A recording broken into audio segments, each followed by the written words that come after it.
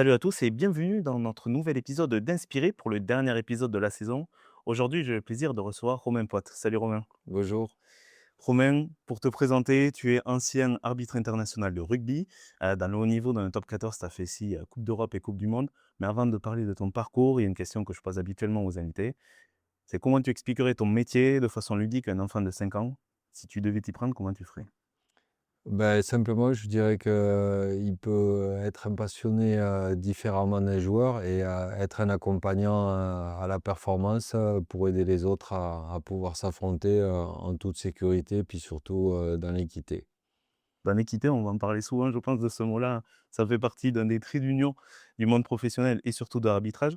On te connaît, Romain, comme, je l'ai dit, comme arbitre international. Tu as été élu plusieurs fois arbitre de top 14 de l'année. Hem, Comment tu étais dans ton enfance? Petit Romain Poite, c'était qui, dans ses premières années? Alors, moi, je suis venu à l'arbitrage parce que justement, j'étais quelqu'un de dissipé. C'est mon père qui m'a mis le pied à l'étrier.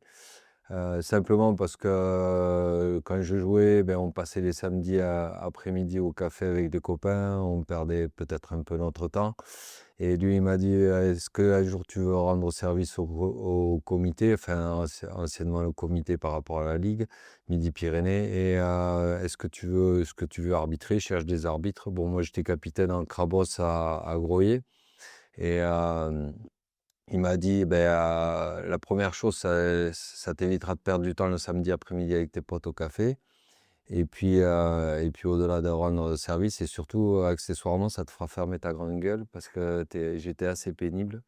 Non, j'étais quelqu'un de dissipé. Le paradoxe, c'est que je me suis toujours orienté vers un métier de règle puisque, j'ai été policier pendant 10 ans et puis c'est ce que je voulais faire et puis, voilà, donc dissipé mais pas irrespectueux. Voilà, j'aimais bien faire le con, on va dire, vulgairement, mais voilà, c'était un petit peu le Romain Poite qui avait, et puis bon vivant, épicurien. Ça je l'ai gardé, en grandissant.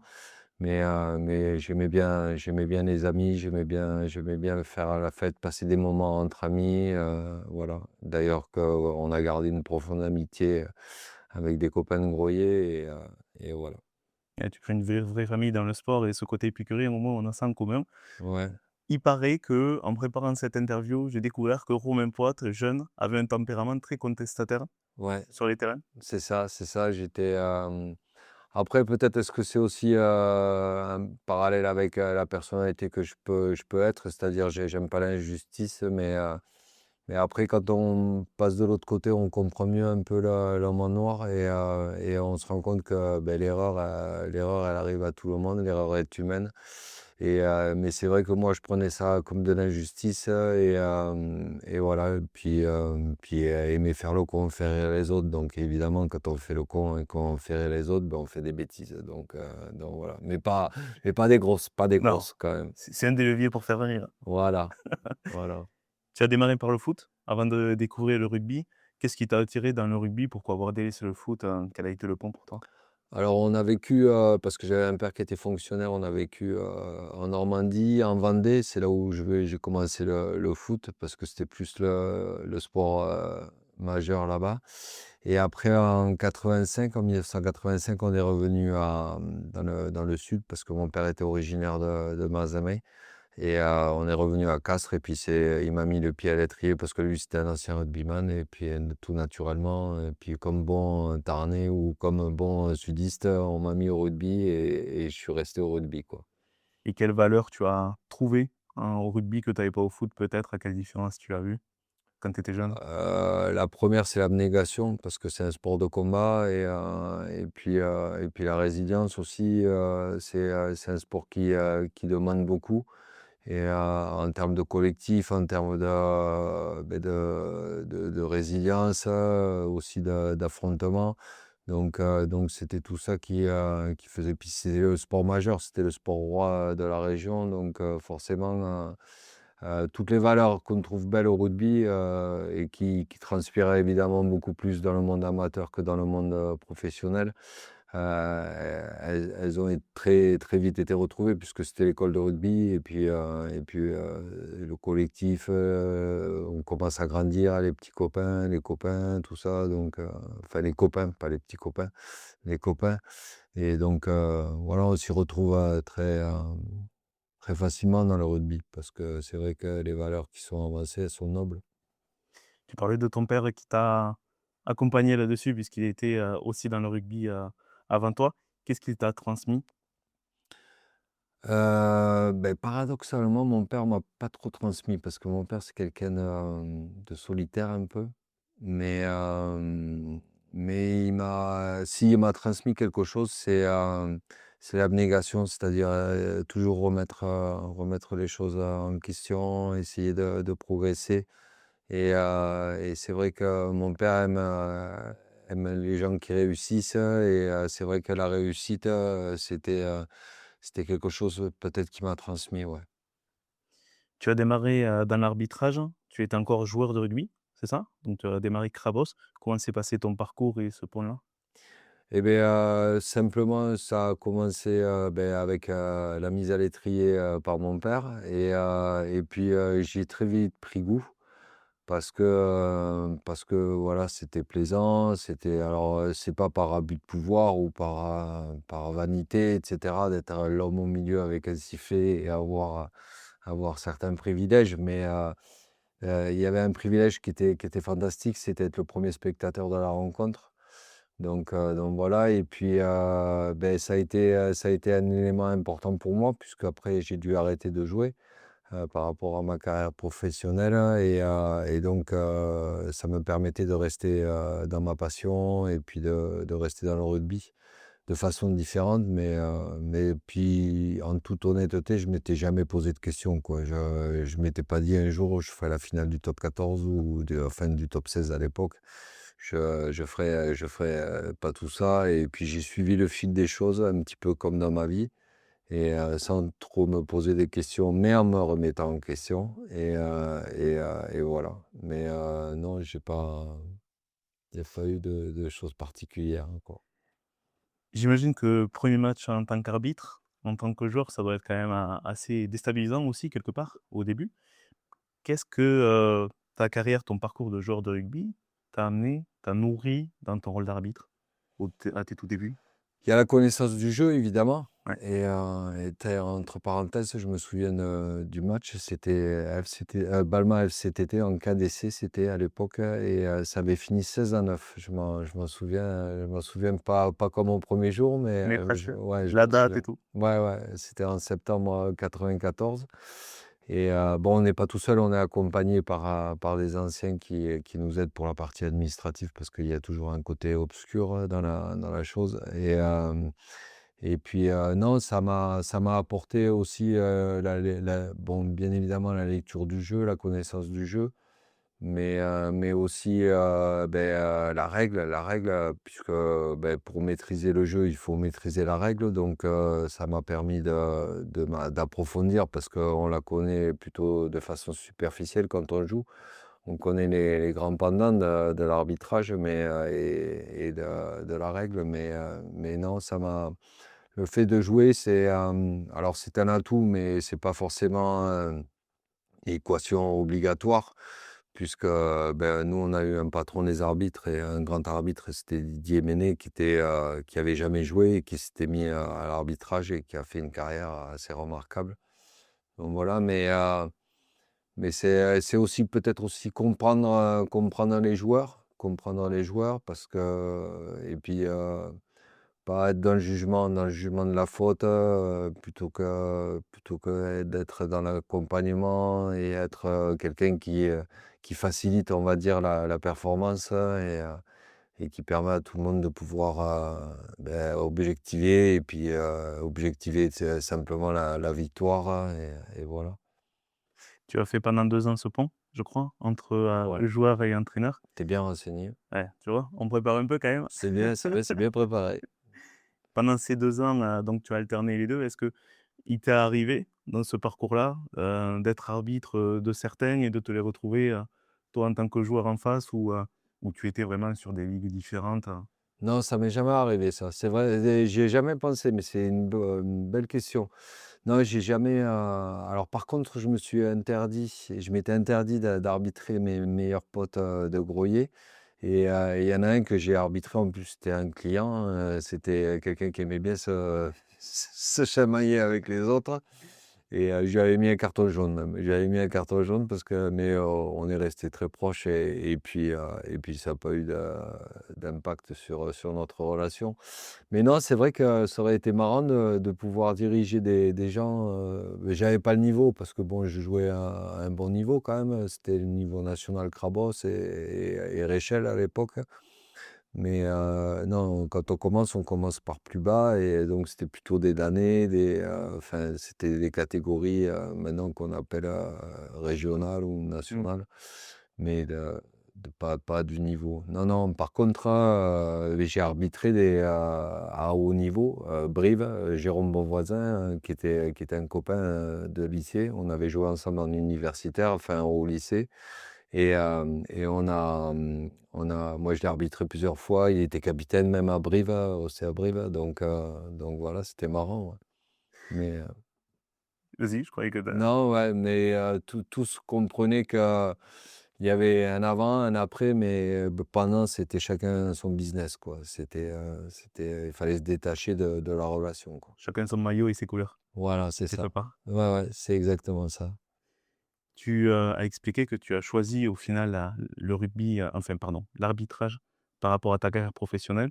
C'est quoi? C'est ta carrière de policier qui, t'a obligé quelque part à Ouais, à l'école de police, le commandant qu'on avait, qui était pas très enclin à ce qu'on fasse du sport en dehors de l'école, nous avait gentiment, pas menacé, mais averti que si on se pétait en dehors de l'école, enfin si on se blessait en dehors de l'école, du sport à l'école, on aurait des difficultés, peut-être une, mise à jour de la formation, donc un report et cetera, en fonction de la gravité de la blessure. Donc moi j'avais signé à l'époque à Carcassonne, puisque j'ai fait mon école de police à Carcassonne. Le rugby m'avait aidé, pour justement être pas très loin de la maison. en plus? Donc voilà, ouais, il y a un gros réseau dans le rugby et heureusement qu'on a ça. Ça fait partie aussi des valeurs de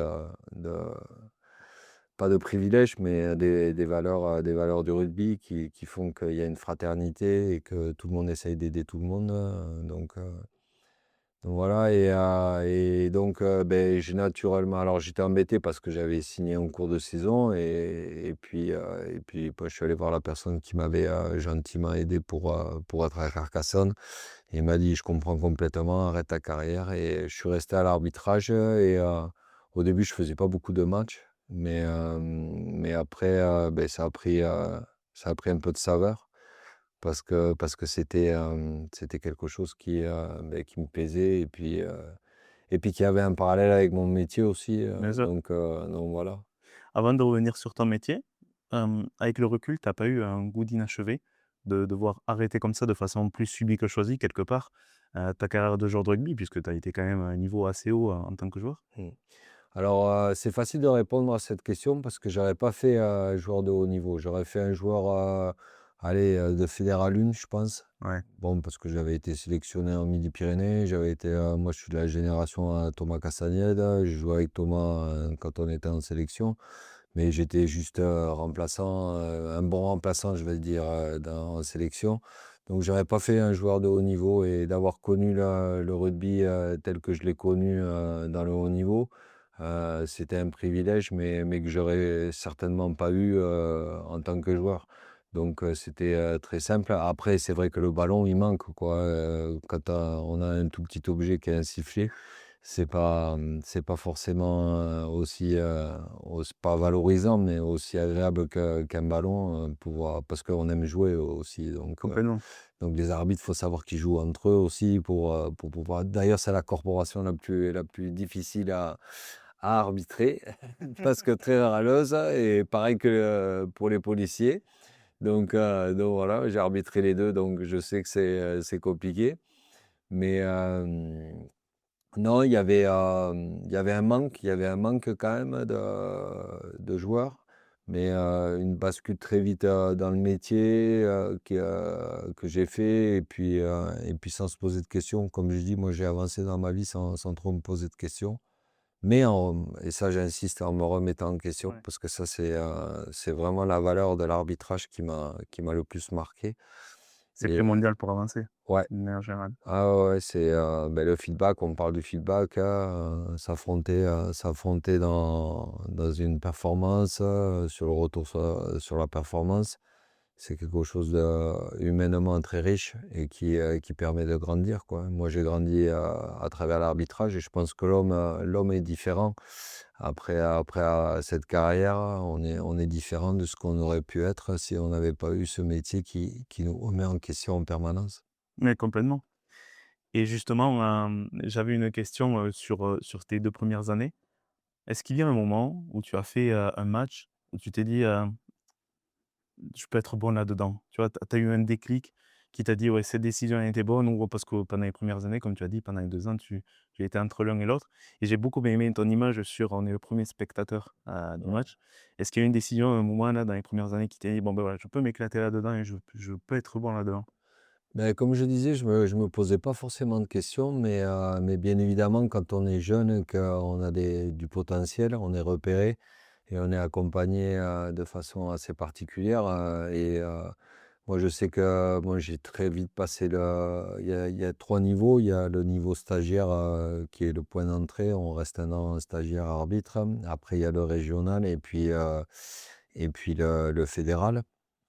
Et j'avais passé, je suis rentré en septembre 94 et j'ai passé déjà le régional en décembre 94, 4 mois après parce que voilà et ça me permettait d'avoir, une ouverture, plus importante sur les matchs à arbitrer et pas que les matchs de jeunes donc voilà, mais non, après je me suis pas vraiment dit, non, j'ai pas le souvenir de m'être dit: «Voilà, c'est fait pour moi, c'est quelque chose pour moi». C'est suivre le fil et comme je disais, permettre de rester dans sa passion, de façon différente certes, mais de rester dans sa passion qui est le sport et le rugby, c'est vrai que c'est un sport très pas pesant, mais très présent. Très prenant. Ouais, Ouais. très prenant et c'est vrai que moi je me souviens, ma femme, qui est aujourd'hui ma femme, hein, à l'époque, je lui avais dit: «Tu me donneras jamais le choix entre le rugby et toi, quoi». Donc, elle me dit: «Pourquoi?» Ben parce que simplement, je n'aurais pas su répondre la bonne réponse. Tu as donc entraîné au niveau, fédéral, régional pardon, assez vite. Est-ce qu'il t'est arrivé d'entraîner des seniors, alors que tu avais, 20 balais, d'entraîner des plus âgés que toi au début? D'arbitrer des plus âgés? Ouais, Ouais, bien sûr et c'est vrai que c'est pas évident même, au haut niveau, quand je suis arrivé, j'avais, tac tac tac tac, c'était, 2007, 2004 2004, ouais. 2004, ouais, 2004, je suis arrivé en mon premier match de top 16 à l'époque, j'avais 29 ans et j'ai arbitré des mecs qui étaient, plus âgés que moi déjà. Bon, déjà en régional, bien sûr, Ouais, quand bah, on fait ça des adultes, bon, j'étais adulte, mais j'étais jeune adulte et on dirige des gens donc ouais, les relations, ça aussi, c'est l'apprentissage qu'on peut avoir humain, de l'arbitrage. C'est-à-dire que faut savoir mettre des distances avec les gens et puis, surtout, pas bader ce qu'on peut bader à la télé, par exemple quand on les dirige, quand on les arbitre et se couper un peu de l'émotion pour éviter de devenir le spectateur et se mettre en nager, aller au plaisir, individuel et exclusif, donc voilà. Mais non, c'est aussi un palier pour, se rendre plus mature, mûr. Donc voilà, on apprend de toutes ces relations et on apprenait. Mais après, il y a quelque chose qui est important à dire, c'est que tous les gens nous demandent: «Mais comment vous faites pour diriger des gens aussi grands, aussi forts?» Je dis: Bon, accessoirement, on a un petit sifflet, donc ça aide». Mais non, non, c'est surtout que ça permet de forger les caractères, de faire grandir les personnes et les relations, elles sont toujours bonnes, mais respectueuses, quoi. et puis il y a un respect. Ouais. C'est enfin, on va en revenir, c'est vrai que, c'est une des différences qu'on peut faire peut-être avec le foot, vu ce que tu as fait les 2. Mais justement, j'aimerais revenir sur ton métier. Donc tu as voulu être policier. Bon, le pont est facile à trouver, hein, enfin, je veux dire entre les 2. L'un a nourri l'autre, j'imagine. Ouais. Comment ta carrière de policier a nourri, ta carrière d'arbitre et inversement? Alors, dans ce premier chemin, une fois même, on m'avait dit: «Fais attention parce que tu es un peu trop policier, sur le terrain». Donc voilà, d'être un peu plus ouvert, un peu moins fermé parce que c'est vrai que, quand on est policier, l'homme il change pas, mais on met un costume alors qu'on soit en civil ou mais on met un costume quand on va travailler, on n'est peut-être pas le même qu'à la maison, quoi, hein, même sûrement pas le même qu'à la maison et c'est vrai qu'au départ, ça m'avait plutôt, desservi, quoi, parce que j'étais, toujours dans la confrontation avec les relations, les gens, les contestataires et cetera. Comme j'étais un bon public et que je savais ce que ce que pouvaient penser les gens parce que moi je l'ai été aussi dans ce chemin-là, oui, après, est-ce que ma carrière d'arbitre m'a apporté, au niveau de ma carrière policière? Sincèrement, je mentirais si je disais quelque chose parce que j'avais tellement objectivé sur le métier d'arbitre, enfin j'avais l'opportunité de faire quelque chose de ma vie à travers l'arbitrage. Alors je savais pas que je serais pro puisque le professionnalisme n'existait pas à l'époque, mais même quand on est monté, quand on arrive au niveau pro, pro D2 et top 16 à l'époque, là il y a eu la naissance du professionnalisme, il y a eu beaucoup d'échos et je me suis dit: «Beh, c'est peut-être le là où il faut aller». Donc j'ai pas été ambitieux, on va dire dans ma carrière de policier. Donc voilà, j'ai plutôt été ambitieux dans ma carrière de, mmh, d'arbitre, mais le pendant, c'est que ma carrière policière m'a apporté aussi pour ma carrière d'arbitre, mais pas forcément l'inverse parce que justement j'avais pas d'objectif particulier, je vais pas dire que c'était alimentaire. Parce on fait pas un métier, si on n'aime pas, voilà, je faisais ce métier avec beaucoup de plaisir, hein. En plus, bon, j'étais enquêteur, sur les dernières années c'était un métier qui me plaisait. En fait, j'ai fait ce métier un petit peu comme le métier d'arbitre parce qu'il y a pas de routine. C'est-à-dire que c'est chaque fois neuf, quoi. La journée, ça va pas à telle heure, on va pas faire ça, à telle heure, on va faire ça. C'est totalement différent et puis c'est le quotidien qui nous donne, l'instant présent. Donc voilà.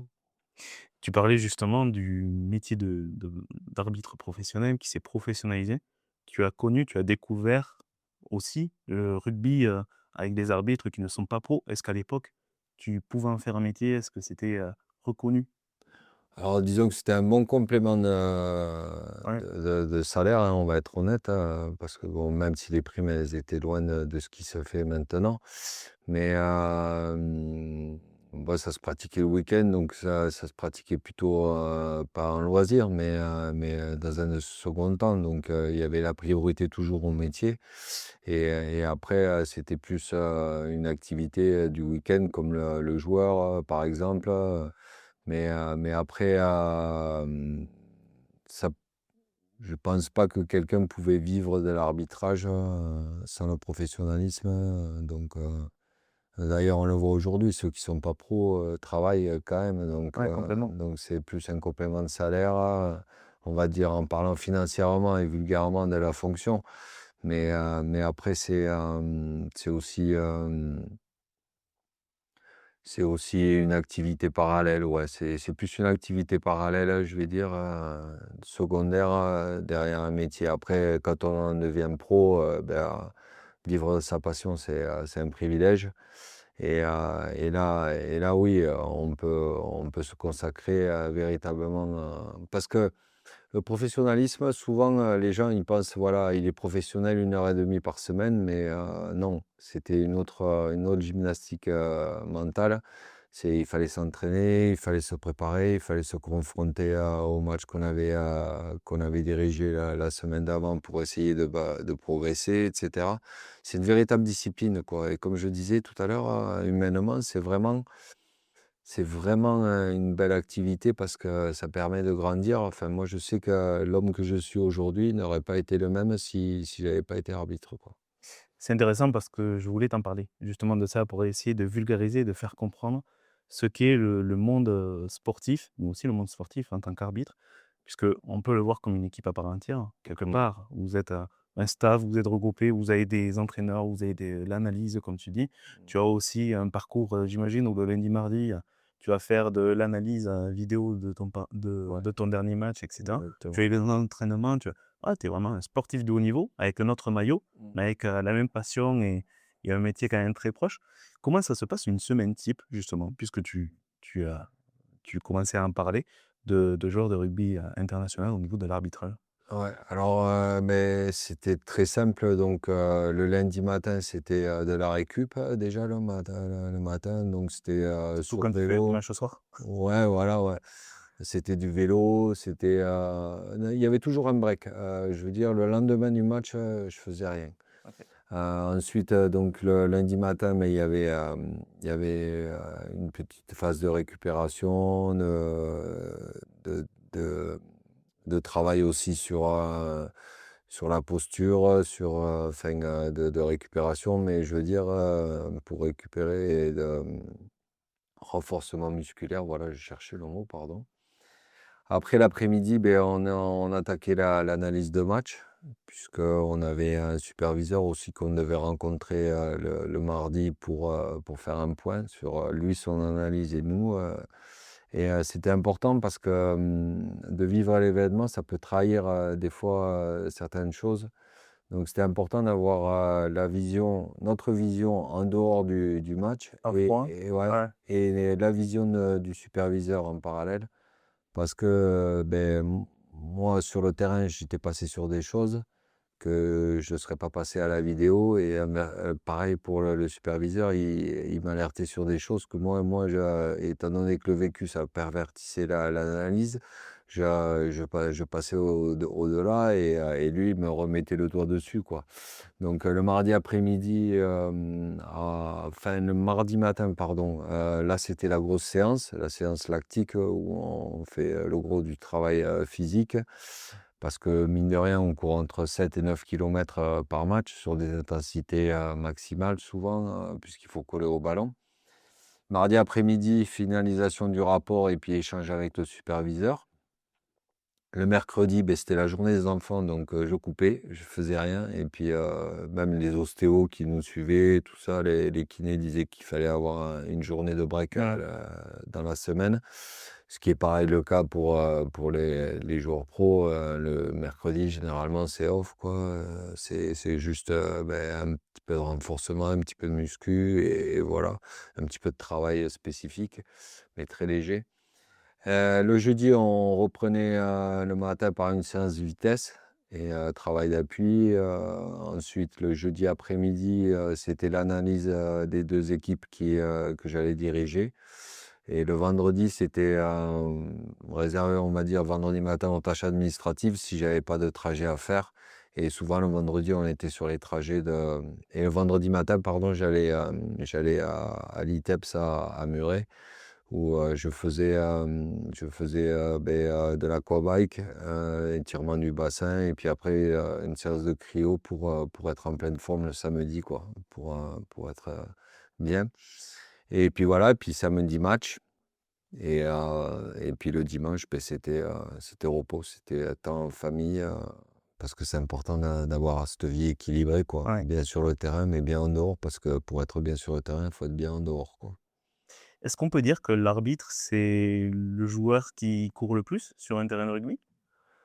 Alors, je sais Parce que pas. 9 kilomètres, Ouais, entre 7 et 9. Bon, moi, j'étais plus près des 7 que des 9, hein, mais voilà, mais j'aime bien donner la fourchette, comme ça, j'ai l'impression d'être quelqu'un, de performant. Non, non, ah ouais, ça doit faire partie, je pense qu'un troisième ligne, ça doit pas mal couvrir ouais. le terrain, tout ça. Mais c'est vrai que les joueurs étaient surpris dans les échanges qu'on avait par rapport aux requis pour tout ce qui était, prépa physique et tout. Et même sur les tests physiques, on avait des tests en commun et des fois, ils étaient, même les grands joueurs, les grands ailiers, tout ça, ils étaient surpris des VMA qu'on pouvait avoir, ouais. Donc dans les échanges qu'on avait après, je sais pas, ouais, je pense qu'on doit être parmi les ouais, un troisième ligne, ça doit faire 5 6 bornes par match, Ouais. j'imagine. Je sais pas exactement. Moi non plus. Donc voilà. Bon après on ne se compare pas parce que l'activité elle est pas la même Oui, et complètement. nous on n'a pas plaqué, on n'a pas cette épreuve de force Ouais, c'est ça. à pousser, C'est une ça intensité différente. voilà, ouais, ça c'est clair. Tu parlais, justement que tu échangeais avec les joueurs. Ça se sait, c'est, vraiment, véhiculé et poussé d'avoir une vraie relation de travail entre l'arbitrage, les équipes, que ce soit staff, au niveau des entraîneurs où il y a des séminaires, qui se font, je crois tous les ans aussi et avec les joueurs. Comment se passe cette relation de travail pour le bien-être du et le beau jeu, quelque part? C'est l'écosystème que j'ai essayé de créer en arrivant à la fédé, pour justement, créer cette atmosphère où, c'était quand même malheureux qu'avant, il y avait d'un côté l'arbitrage, d'un côté les dirigeants et les entraîneurs et les joueurs et on se retrouvait sur le même point de rendez-vous, tout le samedi sur le carré vert et sans se parler, sans partager, sans et il est évident que bon alors nous je veux dire les 1ers, arbitres, on avait cette ouverture d'esprit, cet échange en permanence parce qu'on savait que c'était notre vecteur de progression et qu'on avait besoin toujours d'un œil extérieur à ce qu'on pouvait faire. Donc c'est l'écosystème qu'on a commencé à mettre en place. Et moi, je m'étais rendu compte au fil de ma carrière, comme j'étais arrivé, je le disais, mon métier de policier avait pris le pas sur le métier d'arbitre. On m'avait dit: «Tu très rigide, tout ça», et au fur et à mesure de ma carrière, je me suis posé, quelques questions et il y en a une qui est venue naturellement, c'est, beh, quand tu es, quand tu flic, que tu sois victime ou mis en cause, tu prends pas de plaisir à aller voir un flic. Et l'arbitre, c'est un peu pareil, c'est l'empêcheur de tourner en rond, donc on n'est pas content de le voir. Et moi, j'ai eu juste envie d'avoir des bonnes relations avec les gens, quoi. Donc ça se passait sur le terrain et c'est pour ça que alors j'ai pas over communiqué, mais j'ai communiqué de façon à vulgariser certaines choses et à et d'ailleurs il y a eu quelques phrases qui ont été reprises, J'allais t'en parler, ouais, le petit le coquin. petit coquin. Voilà, mais justement, il y a des jeunes là, ils ont fait un t-shirt, qu'ils m'ont offert et ouais, ouais, non, je prenais du plaisir à avoir des relations avec les gens.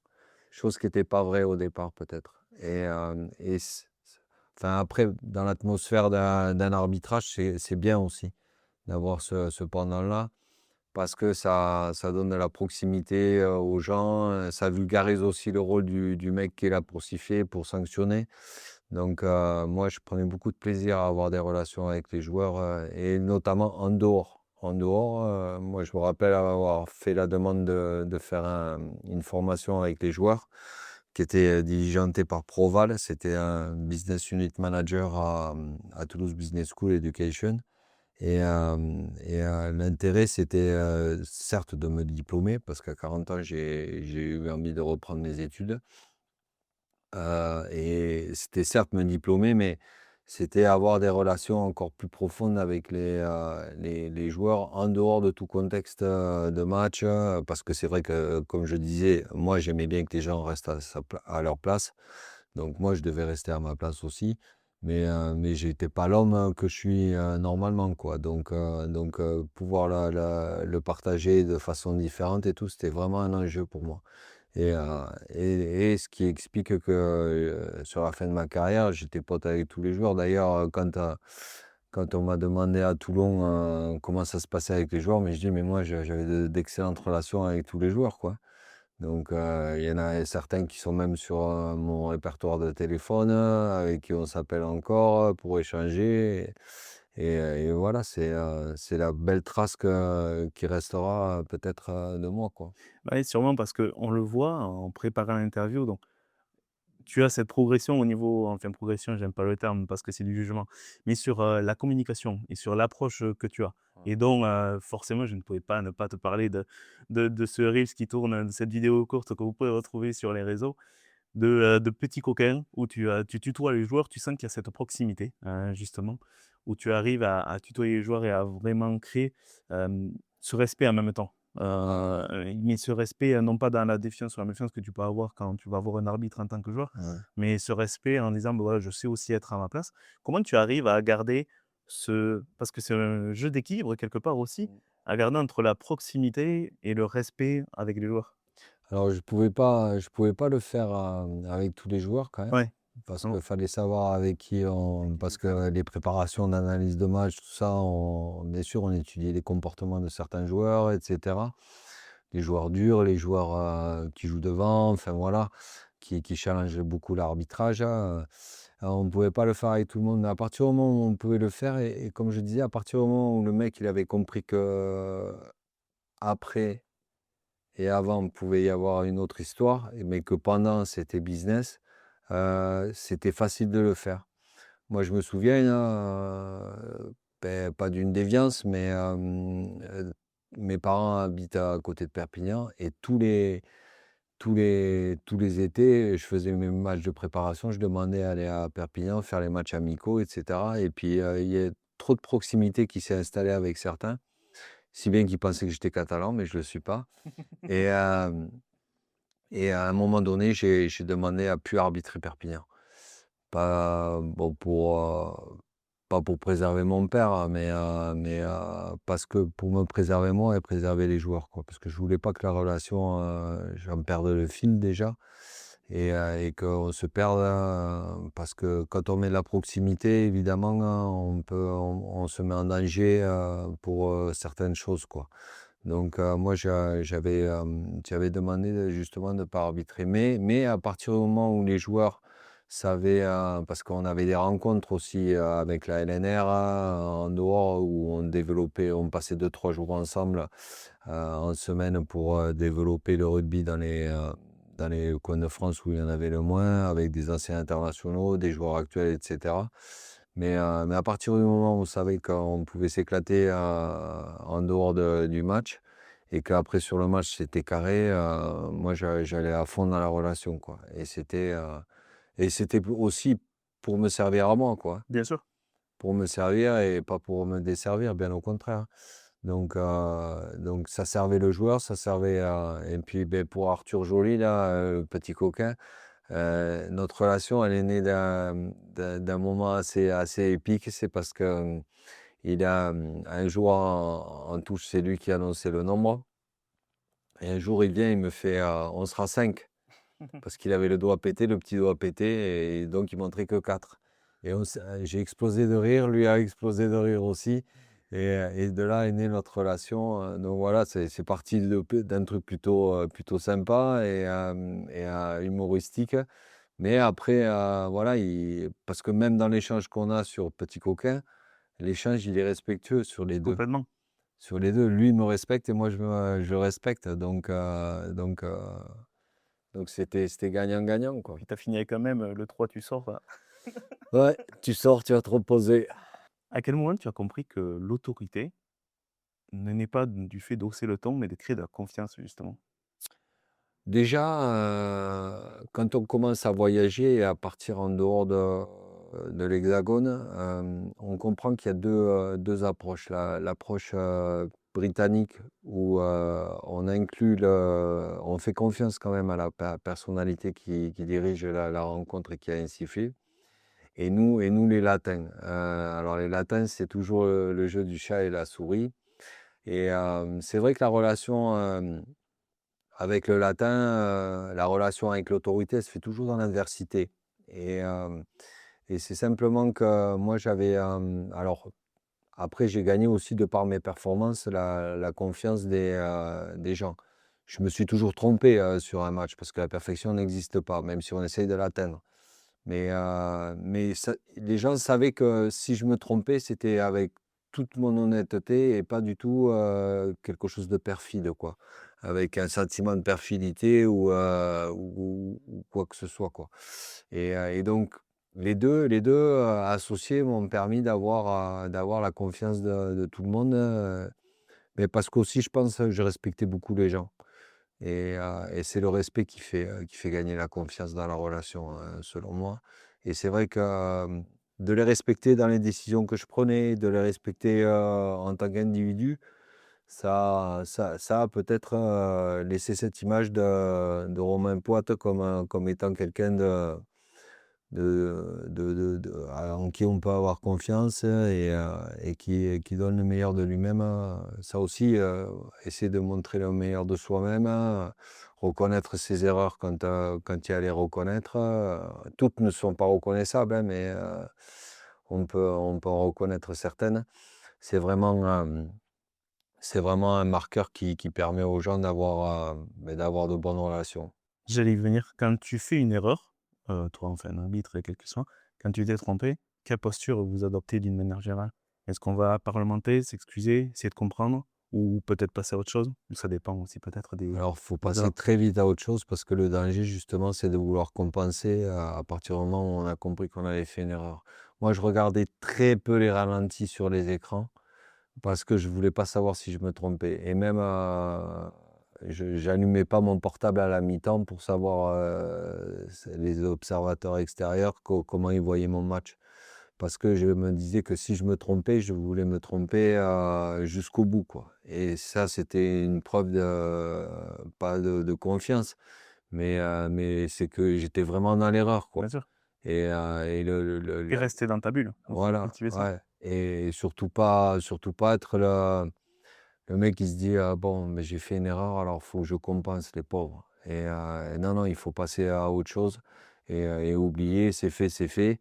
Et c'est a posteriori dans l'analyse, vidéo de la performance qu'on trouvait les erreurs là, qu'on les trouvait, plus facilement que sur le terrain où c'est vrai que, beh, il y avait cette bulle où on rentrait dans cette bulle où on voulait pas sortir de ce qu'on faisait parce que c'était nous mettre en danger, et après, la compensation, il y a rien de plus terrible, dans le rugby parce que, on réagit à une réalité et on réagit pas à une supposition ou une pensée, quoi.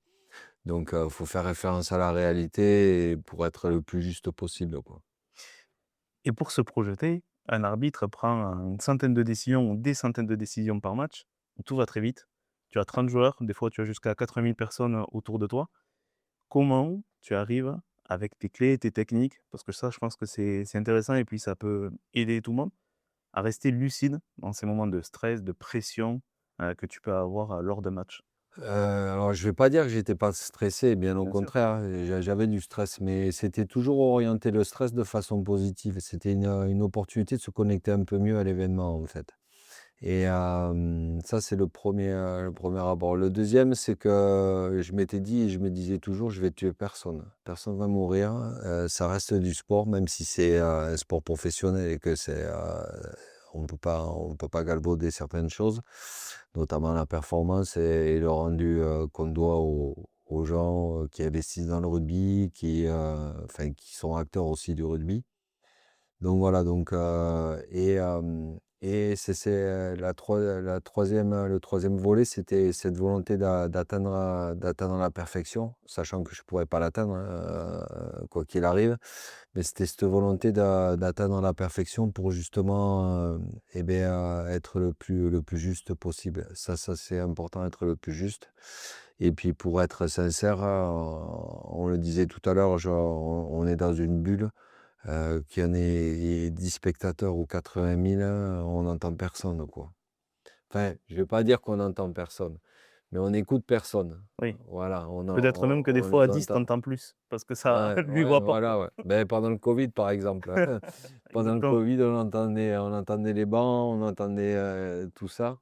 Mais, non, c'était les 3 volets que je disais, quoi. Je vais tuer personne, ça reste du sport, je vais essayer d'atteindre, la perfection et puis si je suis tendu, beh, c'est bien parce que ça me permet d'être encore plus connecté à ce qui va se passer, quoi. J'ai 2 questions. J'aimerais revenir sur ce que tu as dit et que tu as dit précédemment sur le fait: «J'aimerais atteindre la perfection, mais je sais que la perfection n'existe pas». Ce chemin, cette explication-là, tu l'as à 40 ans passés, mais jeune, j'imagine qu'on est aussi un peu formaté en se disant: «Bah, il y a une règle, vous êtes là pour l'appliquer, c'est carré, c'est comme ça et c'est intangible, quoi, quelque Ouais, part». ouais. Je ne sais pas si tu vois où je veux en venir, comment on arrive de ce postulat à se dire: on nous demande, quelque part, de respecter la règle et d'être vraiment carré, à avoir cette perfection, à en venir à 40 ans passés avec l'expérience qui passe aussi, de se dire: ben en fait, la perfection, elle n'existe pas. Beh, c'est tout, c'est l'élément moteur de l'arbitrage, c'est la remise en question en permanence. C'est-à-dire, faire des feedbacks sur ce qu'on a fait et je me souviens une coach, parce que j'ai travaillé aussi avec une coach en entreprise pendant que j'arbitrais pour me donner Ah, des c'est clés intéressant. sur, ouais, pour me donner des clés sur autre chose. Elle me disait: «Mais vous êtes des grands malades les sportifs de haut niveau. En fait, vous allez, travailler sur les 10-15 que vous faites pas de bien, mais vous capitalisez jamais sur les 85 ou 90 que vous faites de bien, quoi». Et c'est vrai qu'elle m'avait éveillé aussi sur le ça donne de la confiance, quoi. C'est vrai que, quand on se dit: «Mais» on va toujours chercher le mauvais ou le pas bon, mais est-ce qu'on n'a pas envie aussi de capitaliser sur ce qu'on fait de bien, quoi? Alors, c'est un manque d'humilité, on pourrait dire c'est presque un manque d'humilité, mais non, en fait, c'était par rapport à la perfection. Je me au début de ma carrière, je dirais, j'en avais pas l'ambition. Donc, je réalisais peut-être pas forcément, quoi. J'ai arbitré, je m'amusais, j'étais dans le move, on va dire. Et puis après, beh, à force de se remettre en question, à force de remettre le couvert, à force de remettre le travail, on grandit et puis cette remise en question faisait que, eh beh, finalement je me disais: «Bon d'accord, tu as fait ça, c'était bien, ça c'était bien, ça c'était bien» et puis après on allait sur ce qui était moins bien pour justement le travailler et parce que ce qui est bien, c'est forcément acquis mais ce qui est pas bien, c'est forcément à développer et à changer, quoi. Comment est cultivé cet équilibre-là, notamment au début, où on te montre ce qui est pas bien et est-ce que tu ne peux pas développer un syndrome d'imposteur quelque part? Tu vois, dans les premières années, hein, parce qu'après, tu as le recul, tu as cette analyse-là. Les gens pensent on traverse les événements, mais bien sûr qu'on s'en veut. On s'en veut énormément par rapport à la justice, et l'équité. Quand on fait une erreur, il y a forcément une victime, donc on s'en veut énormément et c'est le moteur justement qui nous pousse à avancer pour pas se mettre en danger, plus tard, avec une situation qui sera pas la même, mais qui sera similaire. Donc, on a ce sentiment de goût amer. Moi, je me souviens, mais la décision des Lions en 2017 où je reviens sur ma décision, c'est parce qu'il y avait un goût amer dans mon premier coup de sifflet où je siffle pénalité et heureusement après j'ai m'y mêlé. Ouais, chose qui n'est pas à faire et qui ne doit pas se faire et qui ne s'est jamais fait, en tout cas à haut niveau, revenir sur sa décision. Parce qu'un arbitre ne revient jamais sur sa décision et mon mentor, Francis Deltorne, qui est décédé, aujourd'hui me disait: «Quand tu te trompes à 150. Comme ça, tu te mets pas en danger, quoi» et c'est vrai qu'il avait raison. Mais au-delà de ça, l'erreur, elle fait très mal, mais il faut très vite, comme je disais, tout ce qui était émotion négative, on doit le transformer en émotion positive. C'est-à-dire que c'était un super challenge pour progresser, quoi. Donc l'erreur, elle fait mal, mais il faut vite digérer la sensation et puis, partir sur le travail pour essayer de ne pas la commettre à nouveau, quoi. Est-ce qu'il y a une décision qui t'a poursuivi longtemps, plus longtemps que les autres? Que ce soit bonne ou mauvaise, alors ça, on va pas parler, du mauvais parce qu'on va aussi parler du bon justement. Une décision qui t'a poursuivi, un certain temps? Il y en a 2. Il y en a 2. Il y a un carton rouge que j'avais mis à Nouvelle-Zélande, à Afrique du Sud, parce que j'avais mis 2 jaunes au même joueur, Bismarck du Plessis et hem et sur la première, c'est sur un plaquage haut. Je mets le premier jaune et c'était les premiers temps où on utilisait la vidéo pour le jeu déloyal et moi j'en avais pas la maîtrise sincèrement et j'avais mis un jaune alors que j'étais resté sur ma vision de terrain et alors que c'était pas un jaune, c'était un contact épaule-épaule, et c'était sur Carter et ensuite derrière il me fait une percussion avec le coude en avant dans la gorge de Messam, je crois que c'était et je suis obligé de lui mettre un rouge Et donc, comme le premier jaune n'existait pas, évidemment que je me suis fait démonter par tout le monde. Donc ça m'a poursuivi quelque temps. Et après, la décision des Lions où je reviens sur ma décision, c'est la décision la plus juste, mais c'était pas la bonne décision parce que je suis payé pour prendre des décisions dans le money time. Et surtout là, c'était un match nul, donc il fallait être encore plus fort. Donc celle-là m'a beaucoup impacté, ouais. Parce qu'on on se souvenait plus de moi que des 2 équipes ou des joueurs de la tournée des Lions qui avait été une tournée, incroyable. C'est ce qu'on dit généralement, un bon match, un match où on ne se souvient pas de l'arbitre, mais des actions et des Exactement. arbitres. Exactement, c'est toujours ça. On nous demande, c'est quoi un bon arbitre? Mais c'est un arbitre dont on ne parle pas à la fin d'un match et nous, on se satisfait de ça. J'avais une question par rapport à ça. Tu as vu l'évolution parce que tu as fait 15 ans de 2007 à 2022, grosso modo, au plus haut niveau. Ouais. Tu as vu l'évolution de l'arrivée, des ralentis, des vidéos, des réseaux sociaux, des commentateurs, du décryptage, de l'analyse, où avant tu avais une émission rugby, maintenant tu en as peut-être toute la semaine, on va revenir sur des actions, sur des points forts. Tu as même des décryptages à la mi-temps, tu as Canal qui fait ça très bien, avec des palettes et cetera, Mmh. pour t'expliquer à froid quelque chose. Comment tu as vécu ce passage-là et à quel point, en tant qu'arbitre, ça peut te peser?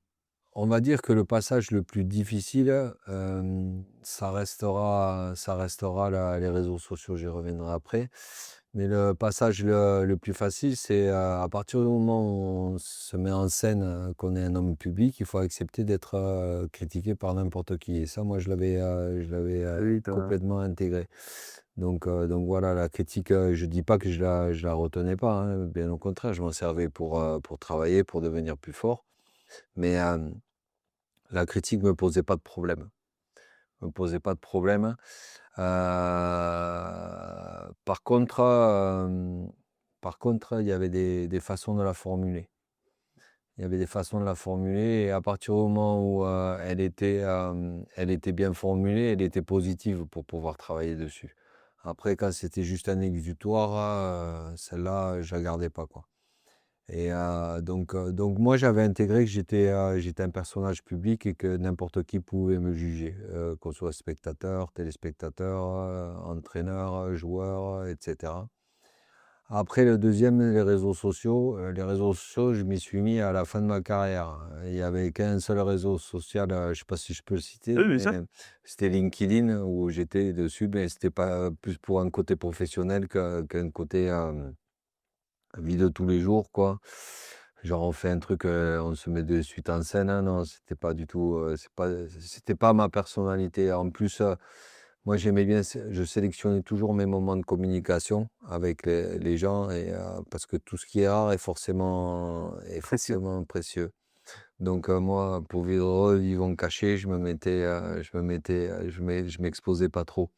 Et après, j'étais pas sur les réseaux sociaux parce que c'était hyper dangereux et puis sincèrement, j'avais pas un caractère à accepter, ces critiques faciles, toutes ces choses-là, franchement, non.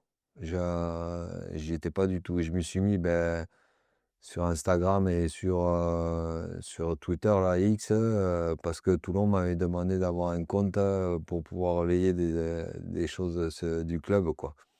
Mais sinon, il y a plein de monde qui me demande d'être ami avec moi, mais les pauvres, ils savent pas que ma page, il y a rien dessus et c'est juste pour accéder aux réseaux sociaux. Tu as fait, énormément de matchs. Je veux pas dire de bêtises, 228 matchs en top 14. Tu Mmh. as fait, 103 rencontres C'est européennes. l'interview la plus précise à laquelle j'assiste. Félicitations, franchement, hein, Beh, merci. ouais. Je prends ça pour un compliment. Ah oui, c'en est un. 228 matchs en top 16, top 14. Ouais. Tu en as fait 103 en européenne et aussi, 75, je crois, en international. 73, ouais. 73 dont, tu vois, il fallait que je me trompe juste après ce que tu as dit. 73 dont, des coupes du monde, dont destination. Ouais. Comment tu prépares ces événements qui prennent de plus en plus d'importance, de valeur, où tu arrives aussi sur des matchs couperets?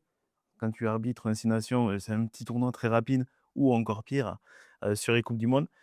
Et quelle différence tu fais entre l'arbitrage que tu connais, chaque week-end en top 14 et l'arbitrage, on va dire, un peu plus exceptionnel que tu découvres sur les championnats européens ou internationaux? Alors, je vais pas dire que je préparais les matchs, tous de la même façon, Ouais, je mais je vois. les abordais tous de la même façon, avec tout le respect qu'on doit pour le match, pour les joueurs, pour les acteurs, parce que c'est les mêmes, mais le niveau est différent. Alors c'est vrai qu'un match destination, on le prépare avec plus de vitesse, un match international aussi, plus de vitesse, et cetera. Mais dans l'analyse, c'était pareil, c'était la précision, de mon analyse qui était la même, en top 14 ou en top 16 ou en coupe d'Europe. D'ailleurs, la coupe d'Europe, c'est la compétition, majeure pour moi, Celle où tu t'es le plus régalé? ah ouais, celle où je me le plus suis le plus régalé, c'est vraiment la compétition, comme je dis, je me serais fait tuer pour aller arbitrer en coupe d'Europe, quoi. Ah ouais, ouais, Pourquoi? j'adorais. Ben parce que c'était du jeu total, c'était un super niveau de rugby, avec un peu moins de pression d'un match international, mais les gens abordent la compétition avec beaucoup d'appétit et c'était toujours des super matchs. Moi, j'ai eu la chance de faire beaucoup de matchs en coupe d'Europe et c'était vraiment bref, c'était pas l'objet de la question, mais Non, mais c'est intéressant. la, mmh j'abordais les matchs de la même façon.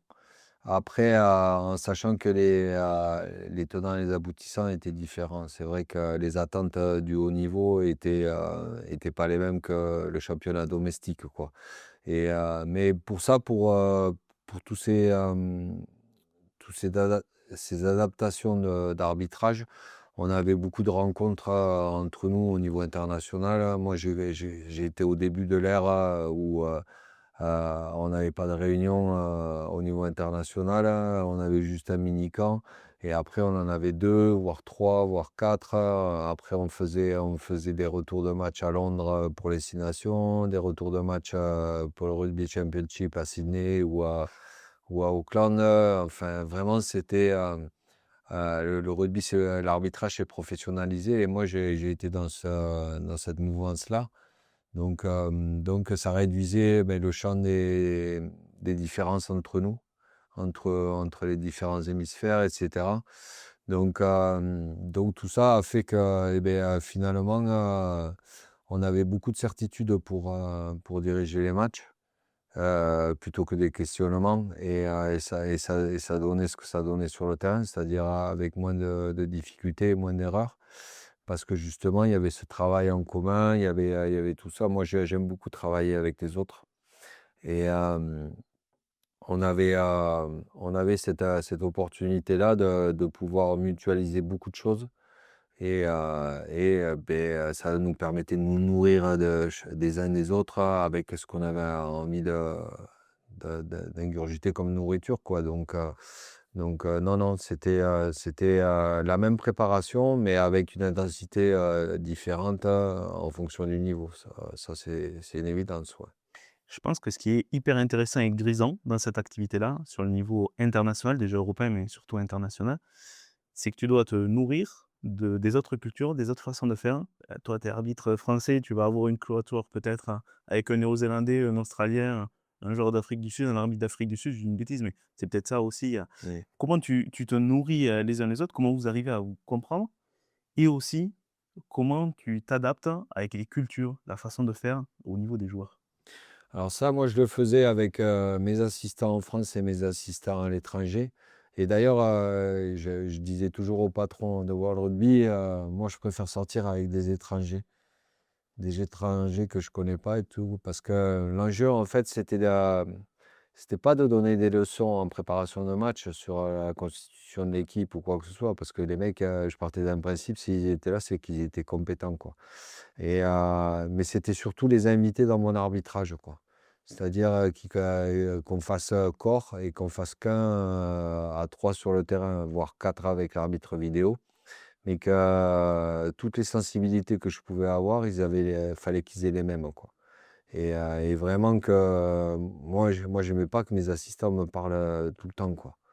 La relation, elle existait, elle était effective. Quand, ils allaient me dire un truc, j'allais pas me poser 50 questions. Quelqu'un qui parle tout le temps, comme je fais là, à la limite, on l'écoute plus, quoi, au bout d'un moment. Mais Non, mais là, c'est voulu, hein, ouais, c'est ouais. Mais quelqu'un qui va parler une fois, tu sais très bien que ça sera hyper important. Et ça m'est venu d'une relation avec Lionel Nallet. La première fois que j'ai arbitré, quand il était au Racing, capitaine, ça c'était un joueur extraordinaire. Et la première fois, il vient pour me voir et me dire un truc, bon, je l'ai un peu négligé tout ça. Et après, quand j'ai revu la vidéo, je dis, purée, mais en fait, il avait raison, quoi. Et Lionel Nallet, à tous les matchs, il disait pas beaucoup de choses. Il en disait une ou deux, mais tu avais intérêt à switcher quand il t'avait donné l'info parce que s'il y avait vraiment quelque chose, quoi. C'est pas le mec qui venait toujours se plaindre ou Ouais. toujours essayer de gratter 1 euro sur 10 euros de la décision. Et donc, par rapport aux autres, moi j'aimais être avec les autres et j'aimais toujours découvrir des nouveaux personnages, des nouvelles personnalités. Et puis après, c'est vrai qu'à l'international, on partait 3 semaines ensemble. Donc, on partageait beaucoup de choses, on partageait toute la semaine les repas, et puis on était capable de parler de tout, quoi. C'est une cohésion qui Ouais, se pas crée, forcément que de rugby, de politique, de vie familiale, de vie sociale, tout ça. Et, euh, et ça permettait d'avoir eh ben, un seul objectif pour moi, c'était je connaissais les personnes, je connaissais leur expertise parce que s'ils étaient là, c'est parce qu'ils l'avaient mérité que j'avais pas de questions à me poser. Donc j'étais plus sur comment je les amène à moi pour qu'on fasse qu'un et puis que tout le monde puisse se comprendre, quoi. tu en viens à faire du management, dans ta petite équipe. Ben ouais, ouais, ouais. Ouais, ouais, c'est pour ça que moi je me suis mis à partager mes expériences personnelles et professionnelles de rugby avec le monde du management parce que la passerelle elle est très facile à faire. Arbitrer, c'est manager et manager, c'est arbitrer. Donc les 2 sont très liés et sauf que dans le sport, ben, on a cette forme un peu ludique qui permet d'aborder les choses, de façon plus facile peut-être que en entreprise où on va d'objectif en objectif. Mais mais voilà, ouais, faire du management et c'est pour ça que j'ai repris mes études à l'âge de 40 ans, bon déjà parce que j'en avais marre de faire que du rugby. J'avais envie de m'aérer un peu la tête et j'avais repris mes études, sur un master et un bachelor justement dans le management, quoi. Je reviens un petit peu en arrière sur le côté, rugby international. J'ai découvert qu'il existait, le nom je l'avais pas, le Celt Pro 12, l'équivalent du top, 14 en Ouais, France. Tu as arbitré cette finale en 2012. ouais. On imagine que déjà à l'époque ça devait pas être commun, il y a des ponts qui se font, Non, mais ça devait pas être commun. je suis le seul Français qui l'ait fait, ouais. Quelle expérience tu en retires? Parce que ça va être hyper particulier d'arbitrer une finale donc de saison régulière dans un pays que tu connais pas ou peut-être ils t'ont même jamais vu, parce que tu avais juste fait, quelques destinations avant, à te retrouver à arbitrer, une finale sur un championnat que tu connais peut-être pas aussi.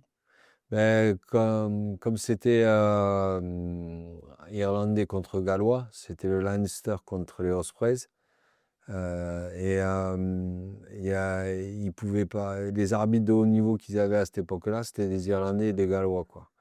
Donc ils voulaient Et pas t'embêter. mettre voilà, donc ils ont invité un Français et ça a été un véritable privilège. Si bien que ça m'a donné de l'appétit, j'ai dit à Tony Spudbury, le patron des arbitres anglais à l'époque, «Il me manquera plus que la finale, de Premiership à faire, donc si un jour tu as la bonne idée de m'inviter, eh beh, ça sera avec plaisir».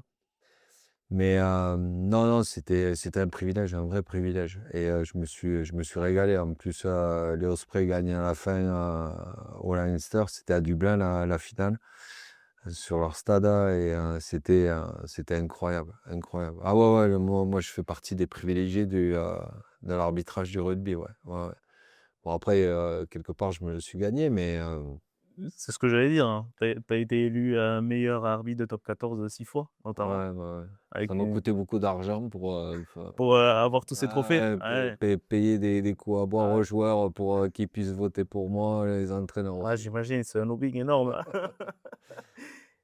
Quand tu as cette reconnaissance, donc maintenant c'est dans la nuit du rugby où, on met en avant, les différentes personnalités individuelles dans un sport très collectif déjà, c'est quelque chose qui n'est pas tout le temps commun, dans la culture du moins. Quand tu as ces reconnaissances, est-ce que ça te nourrit quelque part? Tu te dis: «Bon, j'ai bien bossé» ou tu passes, rapidement à autre chose? Paradoxalement, on va passer à autre chose très rapidement parce que l'humilité, c'est un des marqueurs de l'arbitre, quoi, du personnage de l'arbitrage. Et c'est vrai que c'est bien, mais on avait par habitude de dire, enfin moi j'avais par habitude de dire que faut que ça soit le rugby qui ressorte vainqueur de la rencontre et pas l'arbitre, quoi. Donc voilà, bien sûr qu'on est très honoré, hein, je veux dire d'avoir ce prix-là, parce que c'est la reconnaissance de ses pairs et hem et de tout un écosystème. Donc c'est vraiment une preuve de confiance, remarquable et remarquée. Mais après on passe vite à autre chose parce que il faut pas s'attarder, trop sur ces choses-là parce que ça pervertit vite, quoi. Ça fait monter le globe, C'est on ce que j'allais dire. Ou le melon, ça dépend, ouais, de quel côté on est.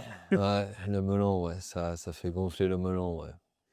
Surtout les rencontres internationales que tu as faites, tu as aussi arbitré dans les coupes du monde, tu as aussi été arbitre assistant, je crois, sur une coupe du monde en finale.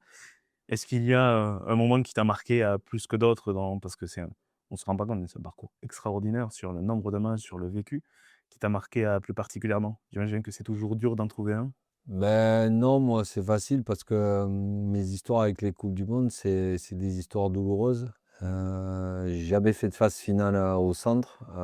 Par contre, j'en ai fait un paquet à la touche, quelque part, il y avait un petit niveau de performance qui était acceptable, mais pas assez pour, faire le mieux. Et c'est ma grande frustration, quoi, de pas avoir fait une phase finale, en 2011, j'étais trop jeune. En 2015, ça s'est joué à pas grand-chose parce qu'aussi c'est un milieu qui est politisé et voilà. Géopolitique, politique, on en restera là et ensuite, 2019, j'ai un match, c'est Russie-Samoa où j'allais pour mettre un rouge, on me fait mettre un jaune et puis c'était un rouge et ça m'a coûté, quart de finale, quoi. Voilà. Mais ça restera la frustration de pas avoir fait de phase finale en coupe du monde, quoi. Tu disais tout à l'heure que le principal, c'est d'oublier l'arbitre, par rapport au jeu. C'est un métier ingrat où l'arbitre, c'est souvent la personne qu'on remarque, quand on n'est pas d'accord? Est-ce que c'est parfois ingrat ce poste-là? Et beh, le désaccord, ça fait partie de la relation. Ça on l'accepte,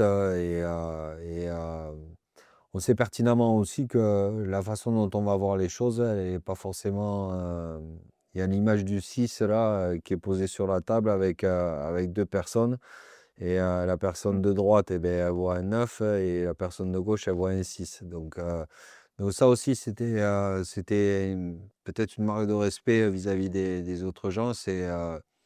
Moi, quand on me dit: «Je suis pas d'accord», mais j'ai dit: «Mais tu as le droit de pas être d'accord avec moi, moi, c'est pas parole d'évangile, hein, ce qui sort de ma bouche, ou des décisions que je prends». Donc voilà, je pense que le désaccord, il a le mérite d'exister. C'est celui qui fait avancer aussi et qui fait réfléchir les choses différemment. Donc hem donc moi, j'avais pas de souci avec le désaccord, d'une personne, quoi. Au contraire, c'était plus, un axe de réflexion qu'un axe comment dire? D'énervement ou de confrontation, quoi. Tu as connu, l'arbitrage vidéo, qui est arrivé, au rugby. Il y a cet intérêt-là où le rugby a été souvent précurseur, sur ce point-là et d'autres sports s'y mettent, mais, des fois en freinant les 4 fers. Qu'est-ce que tu as trouvé d'intéressant dans l'arbitrage vidéo et vous, en tant qu'arbitre, comment vous l'avez, adopté et perçu? Alors ça a été difficile, au départ parce que c'est vrai qu'on en faisait une utilisation qui était abusive.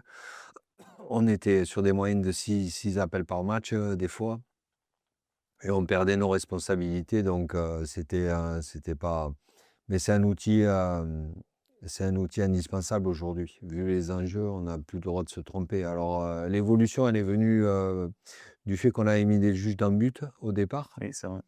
Et comme la retransmission de Canal+ est, performante, on se rendait compte que l'œil humain, n'avait pas d'égal, avec la machine, enfin avec l'outil vidéo, et c'est pour ça on a basculé sur la vidéo après derrière.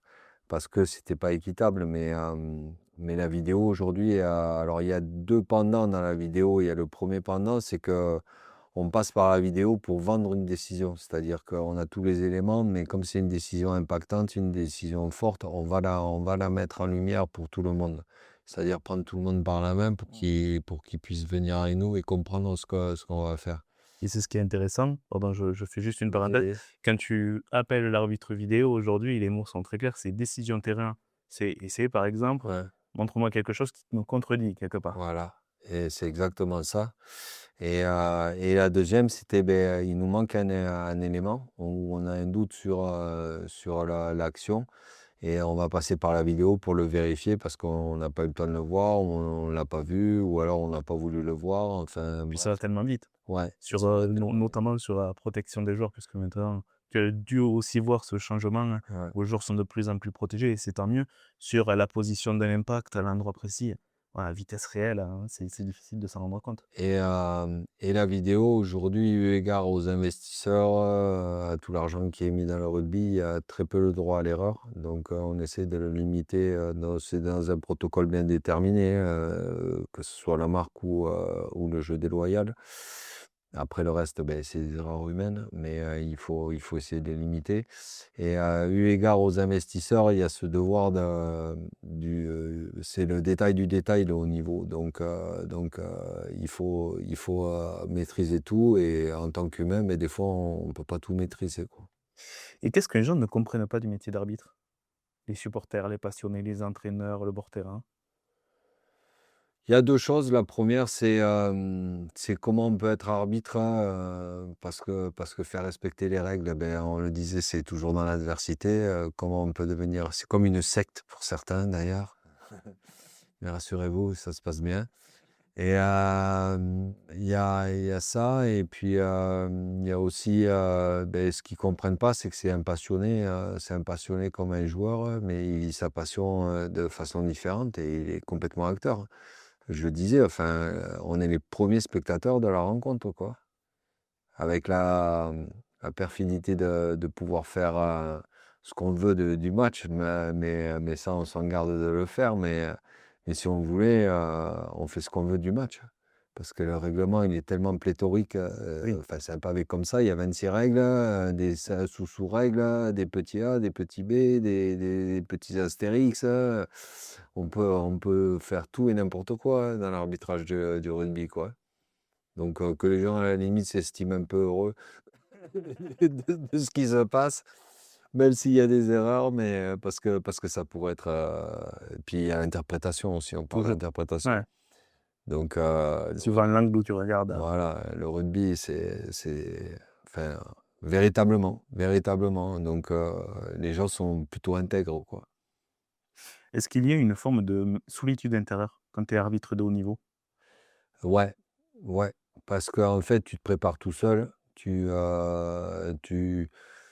toute ta semaine, tu es tout seul. Bon, même si tu as des échanges téléphoniques et tout, c'est pas des relations, de rapport, que tu as en proximité.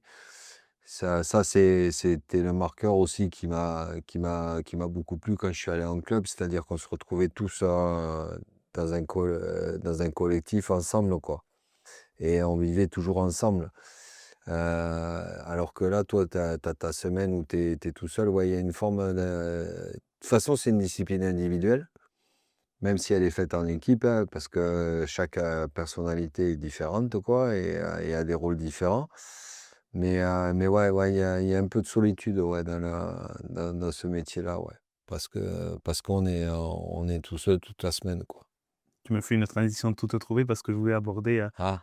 ta fin de carrière. On va croire que ça a été préparé dans les 2 sens. Ta fin de carrière en tant qu'arbitre en 2022, tu as rejoint le staff du RCT, du Rugby Club Toulonnais. Quelle a été, cette différence que tu as vue? Donc notamment, tu parles de cet aspect collectif et quelle approche tu as eue par rapport à ça? Et bien, donc évidemment, ça a été, cette sensation d'être dans un collectif, cette belle sensation d'être dans un collectif, de travailler ensemble, de découvrir aussi, des nouvelles personnes. Et puis, comme je disais, c'était pas l'avenir, c'était pas l'avenir financier qui m'intéressait, c'était l'avenir humain, quoi. Et c'était l'aventure humaine qui me guidait, vers ça parce que c'était quelque chose que je connaissais pas. Et après, ce qu'il y a de bien, c'est que professionnellement, ça m'a fait grandir parce que c'est le détail du détail, mais pire que dans l'arbitrage, quoi. Tout est millimétré, donc voilà, j'ai découvert 2 choses, une aventure humaine et puis une façon de travailler, parce qu'après on comprend mieux les réactions épidermiques sur le bord du terrain. Parce que quand tu te lèves à 6 heures du matin tous les matins et que tu es au club jusqu'à 19h, tu passes beaucoup de temps, donc ça te fait chier que le mec se trompe, quoi, au milieu, quoi. Quel était ton rôle au RCT lorsque tu as intégré le staff?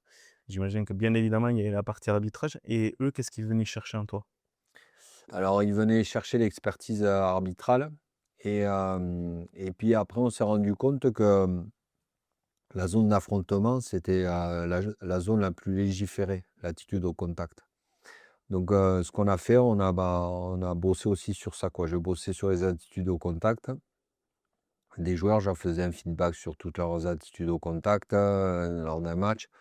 Ben par match, j'avais 150 à 200 situations à gérer, quoi.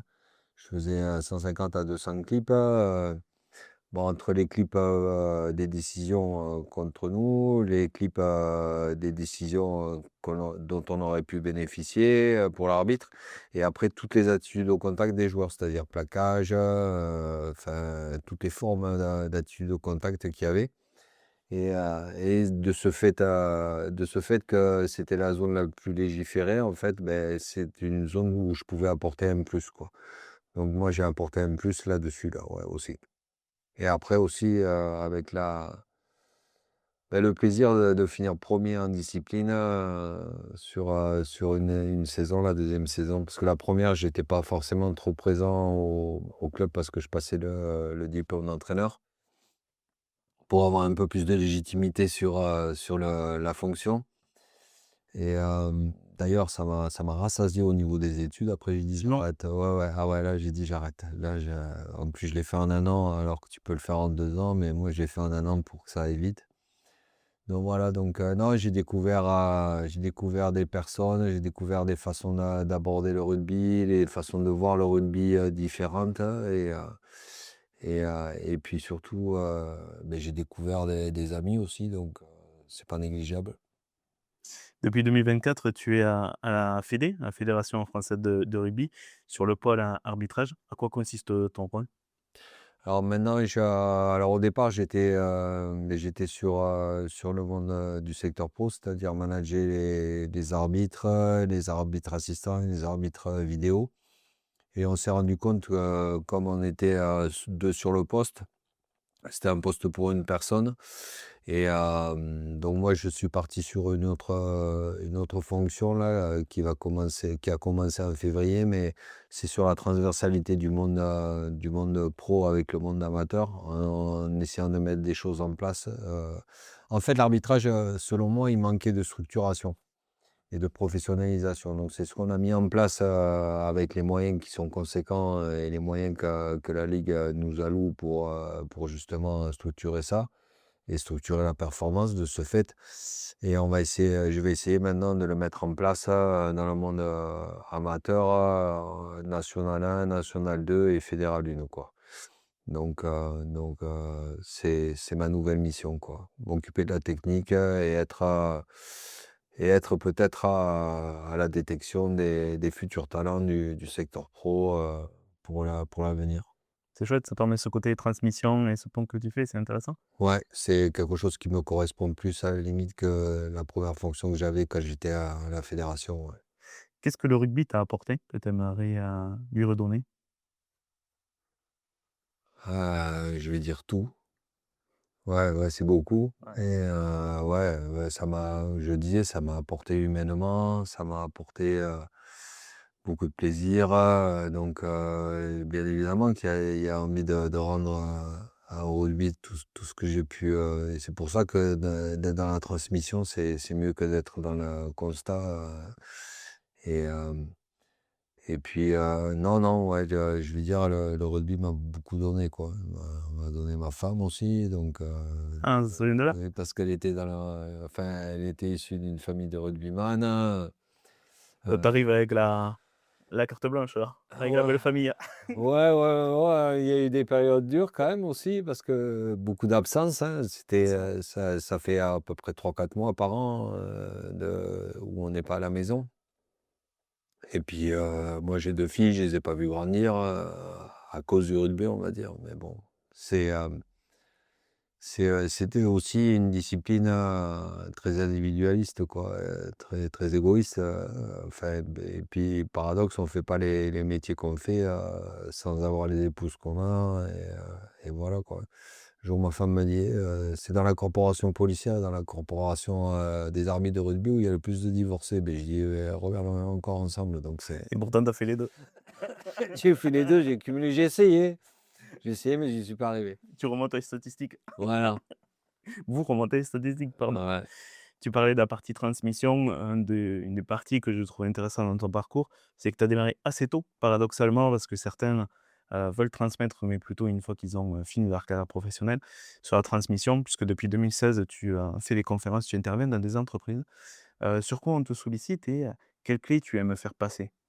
J'avais même commencé plus tôt, j'ai coaché Pierre Brousset, à OK, ses débuts en fédéral 3 OK. parce qu'on Moi, m'avait j'avais pas cette demandé, info. ouais, ouais, ouais. Bah, oui, les gens l'ont pas, mais j'ai commencé, dès qu'il était en fédéral 3 en fait, à travailler avec lui pour l'amener vers le haut niveau parce qu'il avait les bases pour. Donc voilà, j'avais vu arbitrer une fois une équipe réserve à Muret là, qui était mon club. Non, ouais, la transmission, alors, moi, ce que j'aime faire dans les conférences, c'est pas donner de cours ou de leçons aux personnes. C'est vraiment transmettre, avec, beaucoup de simplicité, d'humilité. D'ailleurs, je montre que des séquences qui sont négatives pour moi, parce que pour leur montrer que voilà, c'est sur le négatif qu'on construit le positif. Et non, c'est cette transmission, ce partage, parce que comme je le disais, dans le sport, on n'a rien inventé, mais on a ce côté plus décontracté qui permet de faire des constats, sur le management, sur beaucoup de choses, et qui peuvent se retranscrire en entreprise. Donc voilà, c'est plus un partage d'expérience et une transmission, de ce que, beh, des fois les gens peut-être, prennent 10 20 de ce que je dis, ou 80 90, je sais pas.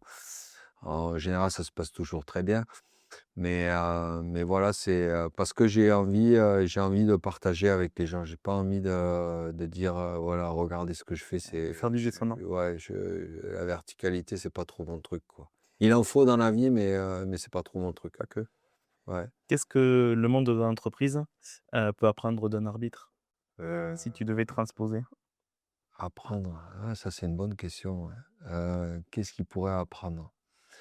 Ben, il peut apprendre dans les thématiques de la gestion du stress, la gestion des conflits, la prise de décision, l'application des protocoles, savoir comment ils sont faits et comment on peut les appliquer dans les meilleures conditions, comment on peut les aborder, et cetera. Et c'est plus dans la dimension humaine, moi, que j'ai construit mes sujets, c'est ce qui plaît aux gens, quoi, en fait. C'est beaucoup de mettre de l'humain dans le professionnel, c'est ce qui permet, beh, de prendre du plaisir dans les choses, et cetera. Donc, on peut apprendre beaucoup d'un arbitre, je pense, surtout quand ça a été son métier, quoi. Mais l'humilité fait que je sais pas trop exactement ce qu'on peut apprendre, mais il y a plein d'éléments, ouais. Il y a plein d'éléments parce que, évidemment, que quand on retravaille, qu'on fait un feedback, et cetera, qu'on va chercher les éléments de progression, on travaille sur l'élément, et on arrive à découvrir des choses qu'on a le temps de découvrir. Alors qu'en entreprise, comme je disais, on va d'objectif en objectif et on ne fait pas de retour sur l'expérience. Et nous, on fait ce retour sur l'expérience qui nous permet, beh, de grandir et d'être plus performant après. Donc, la résilience, on dira alors. Voilà ce que je viens de dire, la résilience. Si tu avais, 3 règles que tu aimes, par exemple donner à un directeur, à un chef d'entreprise, ce serait lesquelles pour, donner quelques notions, voilà, quelques tips que tu aimes à partager? Confiance, respect, résilience. Voilà. Heureusement que je t'en ai pas donné 4. 4e, Non, mais je plaisante. Confiance, respect, résilience, comment tu le retranscris? la résilience, c'est être en capacité de s'affronter et d'affronter les événements pour, les sortir du contexte et les rendre meilleurs, derrière. Et puis surtout les assumer et donc ça rejoint la confiance. La confiance, c'est dans les personnes, être peut-être crédule, mais en tout cas, partir d'un principe que les gens sont performants, sont des experts s'ils sont là ou si on les a recrutés donc ça c'est forcément important et puis de créer, ce lien collectif tout en ayant, à l'esprit qu'il y a des positionnements mais que les positionnements ne font pas que la relation elle est forcément toujours descendante. Au contraire, faut qu'elle soit ouverte et le respect ça c'est mon éducation vraiment c'est quelque chose d'important, quoi. Respecter les gens, respecter les protocoles, respecter, la règle. Ça a été toute ma vie donc donc c'est facile de le dire. Mais non, ouais, respecter, le respect des gens alors, je suis pas quelqu'un, qui est à zéro défaut, bien au contraire. Mais je pense que j'ai une valeur, c'est que je respecte les gens, quoi. Qu'est-ce que tu as appris trop tard peut-être, dans ta carrière que tu aimerais, donner aux jeunes aujourd'hui pour qu'ils évitent, certains écueils avec le recul? Hem, Prendre du plaisir dans ce qu'on fait. C'est peut-être, l'élément qui m'avait manqué à un moment donné, quand ça devient son métier, c'est plus pareil, quoi c'est peut-être un regret, quoi. C'est à prendre du plaisir, il y a des matchs où j'ai pris beaucoup de plaisir, hein, il y en a plein. D'ailleurs, je pense qu'on ne performe pas si on ne prend pas de plaisir. Mais vraiment, pas se poser de questions ça c'est ce que j'ai fait. Mais tout en sachant prendre du plaisir et mesurer les choses, quoi. Parce que des fois, on les mesure pas, quoi. Garder cette, légèreté Ouais, quelque part. ouais. Quand tu accompagnes les jeunes arbitres, et je vais finir là-dessus sur le côté transmission, est-ce que tu vas en faire quel est le «dosage» entre guillemets entre des techniciens de la règle et garder leur personnalité? Qu'est-ce que tu as comment tu veux essayer de les modeler, de leur apporter, une connaissance là-dessus? Si je devais résumer quelque chose, c'est, souvent quand on accueille un jeune arbitre qui monte, de niveau, moi je lui dis toujours: «N'oublie pas une chose, c'est que c'est quoi qui t'a fait arriver à ce niveau-là?» C'est tes qualités, c'est donc ne cherche pas à transformer ce que tu es, bien sûr qu'il faudra polir un petit peu le diamant, mais ne cherche pas à le détruire ou à être un gros bourrin et le poncer plutôt que le polir, quoi. Mmh. Donc ça, c'est forcément important parce que c'est les qualités qui t'ont amené à ce niveau-là qui feront que tu vas y rester. Par contre, si tu cherches à changer ce que tu es, tu vas te trahir et là, tu auras des difficultés, quoi. Donc voilà et puis, c'est surtout avoir, une intelligence d'application de la règle qui va évoluer avec l'expérience. Mais ça, l'expérience, elle s'obtient avec le temps, quoi. Il faut pas la vouloir, trop vite, donc il faut se laisser aller, aussi à certaines choses, et puis être dans l'erreur même pour pouvoir progresser, quoi. Tu sens aussi cette différence peut-être, par rapport à ton début de carrière, où on va cultiver, les points forts plutôt que les points faibles et Mmh. travailler, beaucoup plus sur les points forts où avant on te disait et c'est encore la règle aussi dans pas mal de Mmh. choses, beh, travaille sur tes points faibles pour, justement gommer ça. Est-ce Ouais, que ouais. tu le ressens ça? Ouais, ouais, ouais, c'est la maturité du personnage, quoi, qui a au travers de toute cette vie, de toute cette carrière, c'est la maturité du personnage qui a fait que, je me suis, alors peut-être pas comme le bon vin, mais je me suis, Tu bonifié. ouais, voilà, je me suis bonifié en vieillissant, ouais.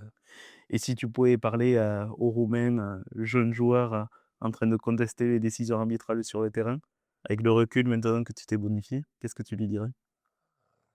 Ferme ta gueule et amuse-toi. C'est bien! Ouais, ouais, ouais. Ouais, c'est un peu vulgaire, mais bon, c'est surtout ça, ouais. Garde ce côté d'amusement, quoi, et pas de compétition à la limite. Mais c'est normal qu'il y ait la compétition, surtout quand on est jeune, Bien sûr. on a la testostérone qui est, On cherche à prouver, à se bon, prouver. c'est clair. Tu as dû avoir des rencontres, tout aussi inspirantes et incroyables. Tu as parlé de ton mentor, tu as parlé des différentes rencontres comme ça clé. Est-ce qu'il y a une rencontre qui t'a marqué plus qu'une autre, particulièrement? Ouais, c'est avec mon mentor, ouais. Ouais, ouais. Francis Deltorme, qui était un personnage, quelqu'un de très noble dans la façon d'être, très respectable, très respecté. Mais il avait un côté humain qui était incroyable, quoi. Il aimait les gens. Et l'empathie, c'est quelque chose aussi d'important, quoi, dans la vie. Et lui, il aimait les gens et c'est quelqu'un, ouais, qui m'a beaucoup marqué, ouais. Alors, je vais pas dire que c'était mon deuxième père, mais c'est quelqu'un à qui je dois beaucoup, quoi. C'était un arbitre, un ancien arbitre? Ouais, c'était un ancien arbitre. Au début de l'époque? Ouais, il a été arbitre de première division. Il a été patron des arbitres de la Ligue, enfin du comité Midi-Pyrénées. Et puis il nous a mis dans des conditions incroyables. Accessoirement aussi, pardon, il était directeur de la clinique Pasteur. OK.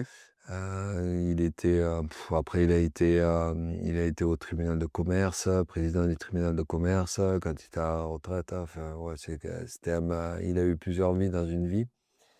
Il nous a managé comme jamais personne nous avait managé. Il nous a mis en place, on a été des précurseurs sur les stages de cohésion, sur la sophrologie, enfin, incroyable les outils qu'il nous a mis entre les mains pour pouvoir progresser. Et ça s'est vu avec la génération qu'on a été. On était, je sais pas combien, en top 14. Donc, euh, donc c'est grâce à lui qu'on doit tout ça, ouais. Ouais, lui, c'est quelqu'un qui m'a marqué, ouais. Ouais. On en est au moment à transmission et parler des autres. J'ai découvert dans ton parcours, en préparant, cette interview, que tu étais aussi parrain de 2 associations Ouais. et j'aurais aimé en parler un petit peu avec toi, voir à quoi ça consiste ces associations et ce que ça t'apporte aussi. Alors, malheureusement, c'est quelque chose qui est plus trop actif, mais l'association Rebond, c'était une association qui réinsère les jeunes des quartiers difficiles par le rugby et que j'ai commencé à connaître quand j'étais policier. Et je suis intervenu avec eux donc un jeune méritant, eh beh, il faisait le trajet avec moi pour aller arbitrer, il venait avec moi dans les vestiaires et cetera pour valoriser, parce qu'il était méritant et valoriser ce qu'il pouvait être et ce qu'il avait, et puis, ce qu'il avait changé en lui pour devenir ce qu'il était parce que bon, on parlait de délinquance, hein, au départ. Et ces jeunes-là, ils étaient attendrissants, donc j'ai été parrain, ouais, pendant plusieurs années et j'amenais les jeunes à droite et à gauche, une fois dans la saison et ils vivaient une expérience que beaucoup auraient aimé vivre, j'imagine. Et après l'association Rubies, c'était, ouais, pour les femmes atteintes du cancer parce que j'ai ma belle-mère qui a été atteinte et puis voilà donc aller faire quelques touchés avec eux, quelques OP et voilà. Qu'est-ce qui t'inspire encore? On arrive un peu sur la fin de l'émission, j'avais 2-3 questions. Qu'est-ce qui t'inspire encore, Romain, dans le rugby et envers l'humain aujourd'hui? L'empathie, l'empathie, ouais. Revient beaucoup ça, moi. Ouais, ouais, l'empathie, ouais, j'aime les gens. Je suis peut-être con, mais j'aime les gens au départ. Bon après, mais bien sûr, des fois je les aime plus. Non, l'empathie. L'empathie, la bienveillance vis-à-vis des autres, c'est quelque chose d'important pour moi. Après, bien sûr que je peux être méchant avec les gens que j'aime pas, mais il y a des gens que j'aime pas et il y a des gens qui m'aiment pas non plus. Mais voilà, pas s'attarder, même les gens, même ma femme me le dit des fois, elle me dit, mais Des fois, avant, tu étais beaucoup plus connecté avec les choses, tu t'en foutais, moins, c'est tout. Ouais, j'ai dit: «Maintenant, j'avance et Ouais, je prendre de la distance. ouais, voilà, je vis» et puis, j'ai toujours été en compétition pendant 15 ans. Alors maintenant, j'ai même pas envie d'être en compétition, j'ai envie d'être bien avec les gens, quoi. Et justement, qu'est-ce que tu veux, davantage aujourd'hui que tu veux moins se prouver, du fait d'avoir, terminé ta carrière, professionnelle? Ben j'ai pas envie de prouver quelque chose, j'ai juste Te envie de prouver à toi-même, vivre, ouais, pardon. à me prouver à moi-même. Je sais pas trop parce que J'ai bien compris que le regard des autres ouais, la vie des autres, c'est la vie des autres, comme on dit. ouais, ouais, ouais. Mais non, non, je dirais que j'ai laissé une trace, la trace que je voulais laisser dans l'arbitrage. Pas en termes de palmarès, hein, en termes de personnalité. Les gens se souviennent de moi, plutôt de façon positive, quoi, donc ça, je suis content. Et c'est pas ce que je recherchais d'ailleurs. Qu'est-ce que je peux me prouver à moi-même? J'ai toujours été, à vouloir me prouver que j'étais capable, avant, donc continuer à me prouver que je suis capable de faire les choses. Et puis comme je dis maintenant, je vis au jour le jour, enfin, j'ai toujours été un peu comme ça. Mais, les souvenirs reviennent là maintenant, parce que, maintenant on me demande des anecdotes. Avant je disais: «Mais j'ai pas d'anecdotes» parce que j'y pensais pas. Bon, après une fois qu'on est passé de l'autre côté, qu'on a basculé, c'est là que les souvenirs reviennent. Mais non, je dirais pas que j'ai quelque chose à me prouver, c'est que j'ai envie de vivre maintenant. Continue. Voilà, ouais. Pour finir, tiens, on va finir sur une anecdote puisque maintenant tu en as. Est-ce que tu as une anecdote que tu souhaites partager?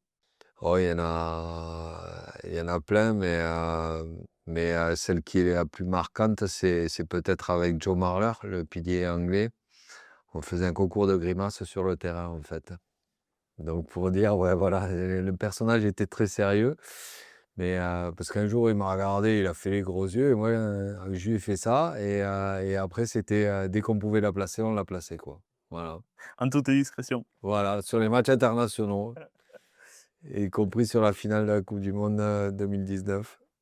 Non, non, ouais. Non, j'aimais bien mettre une petite touche, humoristique. Ben je le disais, au départ, quand j'étais jeune, j'étais plutôt merdeux et je faisais souvent le con, donc voilà. Chasse au naturel et revient vite au galop. Exactement. Garder ça et ce côté, légèreté et Ouais. d'humour. Ça, c'est vraiment un scoop, parce que personne ne le savait, Voilà. Maintenant, il n'y aura plus qu'à aller voir sur les et j'ai replays, toujours des contacts avec Joe, on échange par texto et il m'avait même envoyé son livre dédicacé, ouais, il a écrit un livre. Personnage, hyper attachant, énorme, énorme, personnage, ouais. Merci à toi, Ah, Romain. merci à vous. Franchement, c'est le meilleur interview que j'ai jamais fait. Merci. On gardera ça. Ouais.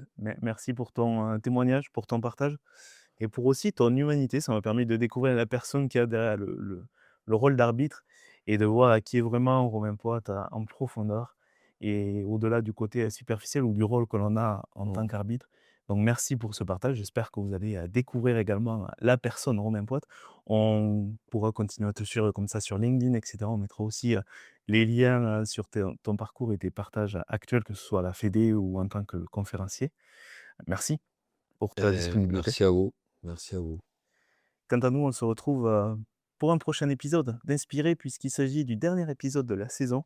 L'occasion pour moi de vous remercier de votre fidélité, vous souhaiter un bel été. Vous pouvez retrouver cet épisode et n'hésitez pas à le partager sur l'ensemble des plateformes audio, que ce soit Spotify, Deezer, Apple ou Amazon. Également en vidéo que vous pouvez retrouver, sur Instagram, sur YouTube et sur LinkedIn justement. Merci à vous, très bel été et on se retrouve à la rentrée avec un invité exceptionnel aussi du rugby puisqu'il s'agit de Guy Novès. Donc voilà, on va faire un arc rugby pendant les prochains mois. Merci à tous pour votre fidélité et pour votre suivi dans cet épisode et dans cette édition d'Inspirer. Je vous dis à très bientôt. Bel été à tous. Salut.